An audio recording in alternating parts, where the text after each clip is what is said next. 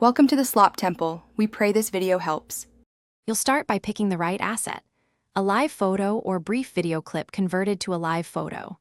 Open Photos and trim the clip to the best one 10 seconds, then tap Make Key Photo if needed. Once done, confirm live photo playback is enabled in Settings Photos so motion shows on the lock screen. Make sure your iPhone has battery or is connected, because changing wallpapers and testing motion repeatedly drains power quickly. Now you'll convert the media into a wallpaper. With the live photo open, tap the Share button and choose Use as Wallpaper. You can move and pinch to adjust framing. This matters because the lock screen crops differently. Make sure the live option is active. You'll see the subtle live icon. Tap Set and choose Lock Screen or both.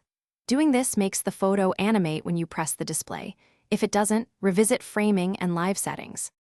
Finish by locking your iPhone and pressing the screen to preview the live effect. This confirms activation.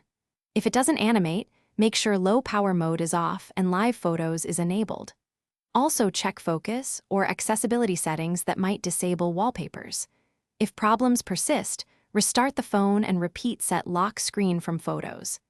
As a last resort, recreate the live photo from the video and reapply it. That often fixes cropping. Thanks for watching. Consider subscribing if we helped you.